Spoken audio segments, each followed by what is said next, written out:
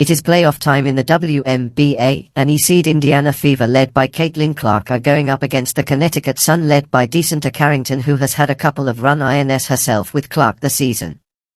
The Sun are coming off of the season where they were able to make it to the semi-finals, where they fell to the star-studded Newark Liberty.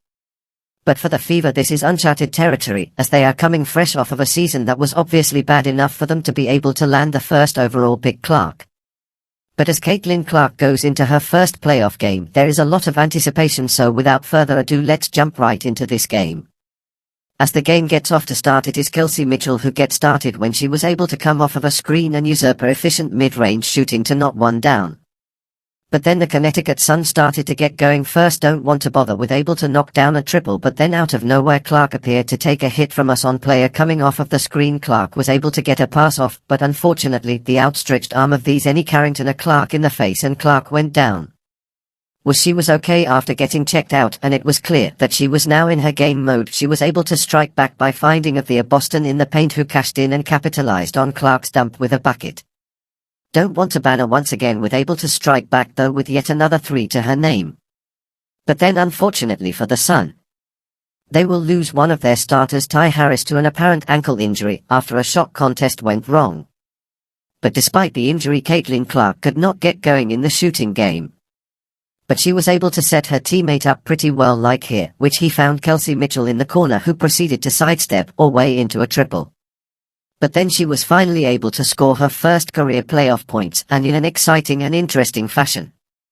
She was able to drive to the bucket and while falling had a tough reverse layup to tie the game. But then tempers flared just a bit after the referee made an out-of-bounds call on like the hole the Fever coach Christy Sides very much disagree with, and she disagreed enough to the point that she was given a technical foul for voicing her opinion.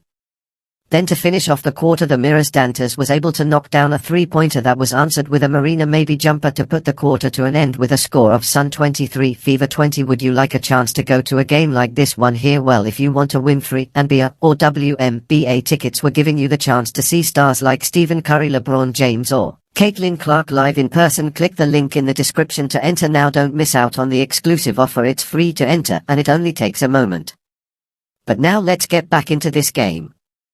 Barely down, but needing more in order to take this game, the Fever came into the second quarter. Daughters was able to hit a three-pointer to start things off right for the Fever in the second, but then the Sun scored back-to-back pockets, the second of 2 buckets. Impressed fans with this tough coast-to-coast play by Veronica Burton, who grabbed rebound on one end and got an A and one to fall on the other. But then Kelsey Mitchell was able to get into the lane and to get herself a virtually wide-open layup on the right side, then like the hole with able to make a mid-range jumper look easy to keep the Fever within 2 points, but they could not take the lead.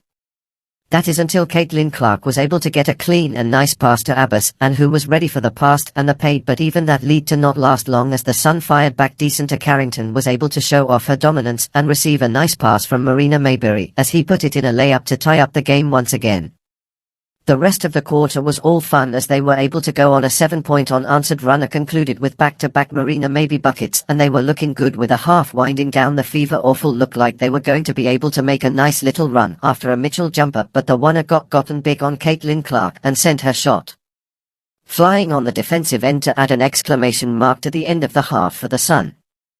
The Fever needed an answer after going down by 8 in the second quarter, and they were able to get a couple of buckets pretty early on, and they gained some momentum after this sequence that started with a like the hole steal and ended with a Kelsey Mitchell triple.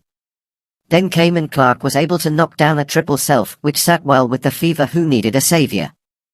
But what did not sit well with the Fever was Marina Maybe when she was able to hit back-to-back threes, including this one where she was able to pull up in transition and bury one. A couple of minutes later she was able to knock down her third triple of the quarter, and all of a sudden the Fever were looking at a 15-point deficit for themselves. But this time it with Kim Clark, who was able to answer back. She was able to get her defender off balance and use her elite step-back game to get behind the three-point line to hit a three and try to stop the bleeding. However, not even Clark could save the wounded Fever as Decenter Carrington was able to cut through the Fever defense and make it look easy to get a couple more points of the Sun and bring their lead back up to 15 to bring the Fever's low spirits a little bit higher. Ali Abbas and was able to finish off the quarter strong to get an and 1 bucket to go down, but the Beaver were going to need a lot more effort and maybe even a little bit of luck if they wanted to come back and take down the home team in this game. But it did not seem like the Sun were going to let them even get a glimpse of the lead, as Decenter Carrington absolutely bullied Tammy Faye badly with an athletic block from behind to rile up the Connecticut crowd. Then after an Awanta-Borna jumper to bring the lead to 15, the opening for a comeback was quickly fading. Kelsey Mitchell was able to use her finishing skills and finish reverse layup to contact for an and one, but that was quickly answered by Marina Maybee once again. She was first able to knock down a three-pointer, and after a mid-range jumper that she knocked down with FL, the Sun were up by 21 points and it looked like they were going to be coasting to their victory. With Caitlin Clark running and transition where Boston was able to get into the play and finish a shot to the contact once again, and after making the free throw she was able to convert on the three-point play, and Veronica Burton was able to calm the Fever down and pretty much secure victory, which he knocked down a three-pointer from the wing over Clark, putting this on up by 21 again. Finally, with about a minute and a half left, the subs came in and the Fever conceded, and after Victoria Saxon was able to hit a layup to bring the score at 93-69, the clock hit zero, and being a horrible game for the hyped-up Indiana Fever. The Fever did not live up to the hype in this game, and the more experienced Sun ran right through them. Although many people believed that Clark would come back with a fire after getting hit in the first quarter, she only scored 11 points in the game. LOL, shooting an abysmal 2 for 13 from three-point land to finish your first career playoff game. And it will surely be one that she will want to forget. On a high note for the Sun, one of their bench players, Marina Maybee, was able to fill the void of Ty Harris as she led the game with her 27 points. With the help of her 5 three-pointers. As the Fever head into the second game of the series, it is a must-win. If they can win that, it means they go back to India. But they will have to grind in Connecticut in order to do so. Alright. That's it for this one. Thanks for watching. Let us know your thought down below in the comments. Don't forget to like, subscribe, and share the episode if you enjoyed it.